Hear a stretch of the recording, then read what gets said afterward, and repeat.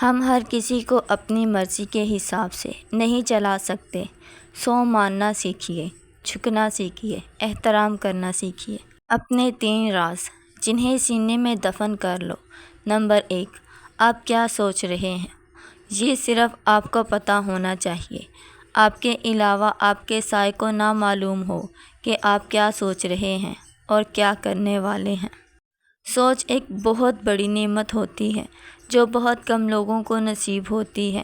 اگر آپ کچھ اچھا سوچتے ہیں تو اللہ پاک کا شکر ادا کریں اور اپنی سوچ کو اچھی سے اچھی جگہ استعمال کریں۔ نمبر 2، آپ کی جیب خالی ہے یا بھری ہوئی، یہ راز صرف آپ تک ہی رہنا چاہیے۔ ڈریس اچھا پہنیں اور بن سنور کر باہر نکلیں، اور اس خالی جیب کو کیسے بھرنا ہے ایک اچھا آئیڈیا ذہن میں رکھیں اور سفر پر نکل پڑیں۔ انشاءاللہ تعالی جیت آپ کی ہوگی۔ نمبر 3، اپنے دل میں چھپے غم۔ یہ ایسا راز ہے جسے بہت کم لوگ ہی نبھانا جانتے ہیں۔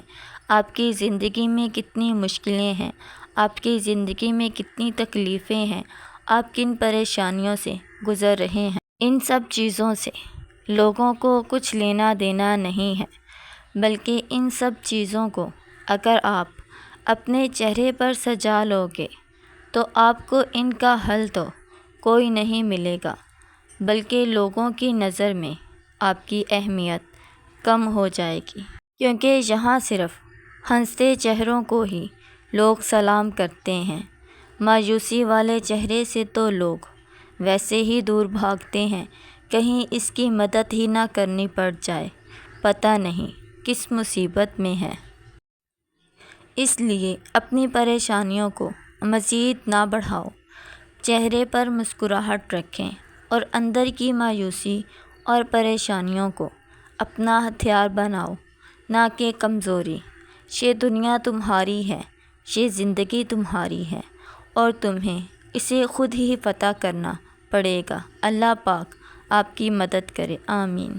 ایک سیکنڈری اسکول کے ہیڈ ماسٹر کہتے ہیں، ایک دن جب میں اسکول پہنچا تو کیا دیکھتا ہوں کہ کسی نے اسکول کی تمام بیرونی دیواروں کو انتہائی بے دردی سے اسپرے پینٹ کے ساتھ خرافات لکھ کر اور گندے نقوش نگار بنا کر خراب کر ڈالا ہے۔ میرے اسکول کے لیے یہ پہلا اور خوفناک واقعہ تھا۔ میں نے اسکول جا کے اسٹاف کے ذمہ لگایا کہ اس حرکت کرنے والے بچے کا پتہ چلائیں۔ حاضر و غائب کا ریکارڈ دیکھنے اور چند بچوں سے پوچھ گچھ کے بعد ہمیں ایک لڑکے کے بارے میں پتہ چل گیا جس نے یہ حرکت کی تھی۔ اسی دن میں نے اس لڑکے کے والد کو فون کر کے کہا، میں آپ سے ملنا چاہوں گا، کل آپ اسکول تشریف لائیں۔ دوسرے دن جب لڑکے کا باپ آیا تو میں نے اس سے سارا قصہ کہہ ڈالا۔ باپ نے اپنا بیٹا بلوانے کے لیے کہا۔ بیٹے کے آنے کے بعد اس نے بڑے دھیرے سے لہجے سے بیٹے سے تصدیق کی۔ لڑکے نے اعتراف کیا تو باپ نے وہیں بیٹھے بیٹھے ایک رنگسار کو فون کر کے بلایا، دیوار کو پہلے جیسا رنگ کرنے کی بات کی۔ مجھ سے اپنے بیٹے کے رویے کی معافی مانگی، اجازت لے کر اٹھا اور اپنے بیٹے کے سر پر شفقت سے پیار کیا اور دھیمی سی آواز میں اسے کہا، بیٹا اگر میرا سر اونچا نہیں کر سکتے تو کوئی ایسا کام تو نہ کرو جس سے میرا سر نیچا ہو، کہتے ہوئے چلا گیا۔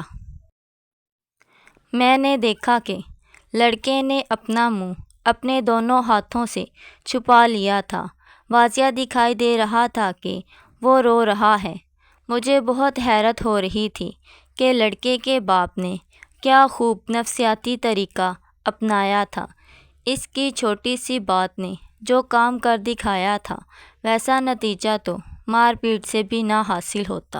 میں نے لڑکے کے تاثرات دیکھے اور اس سے پوچھا، بچے تیرا باپ بہت شفیق اور محترم انسان ہے اور اس نے تجھے کوئی خاص سزا بھی نہیں کی، پھر تجھے کس بات پر رونا آ رہا ہے؟ لڑکے نے کہا، سر اسی بات پر تو رونا آ رہا ہے کہ کاش میرا والد مجھے مارتا اور سزا دیتا۔ دنیا اس سے زیادہ روشن نہیں ہو سکتی جتنی روشنی آپ کے اپنے اندر ہے، اور اپنے اندر روشنی اتنی ہی ہوتی ہے جتنا آپ کا اپنے اخلاق سے تعلق ہوتا ہے۔ دو آدمی قبرستان میں بیٹھے تھے، ایک اپنے دولت مند باپ کی قبر پر اور دوسرا اپنے درویش باپ کی قبر پر۔ امیر زادے نے درویش لڑکے کو طعنہ دیا کہ میرے باپ کی قبر کا صندوق پتھر کا ہے، اس کا قطب رنگین اور فرش سنگ مرمر کا ہے اور فیروزے کی اینٹ اس میں جڑی ہوئی ہے، اس کے مقابلے میں تیرے باپ کی قبر کیسی خستہ حال ہے کہ 2 مٹھی مٹی اس پر پڑی ہوئی ہے اور 2 اینٹیں اس پر رکھی ہوئی ہیں۔ درویش زادے نے جواب دیا، یہ درست ہے، لیکن یہ بھی تو سوچو کہ قیامت کے دن جب مردے قبروں سے اٹھائے جائیں گے، اس سے پہلے کہ تیرا باپ بھاری پتھروں کے نیچے جنبش کرے، میرا باپ بہشت میں پہنچ جائے گا۔ ہاتھ سے کپڑے دھونا ڈپریشن کو دور کرتا ہے۔ حضرت علی رضی اللہ تعالیٰ عنہ نے فرمایا، کپڑوں کا دھونا رنج، غم اور خزاں ملال کو دور کرتا ہے۔ چھوٹی چیزوں میں خوش ہونا سیکھیے، بڑی چیزیں خود ہی آپ کا مقدر ہو جائیں گی۔ ایک دن سونے نے لوہے سے کہا، ہم دونوں ہی لوہے کی ہتھوڑی سے پیٹے جاتے ہیں، پھر تم اتنا چلاتے کیوں ہو؟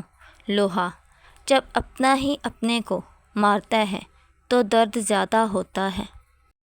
یہ بھی ایک تلخ حقیقت ہے کہ خالص محبتیں صرف میت کو میسر ہیں۔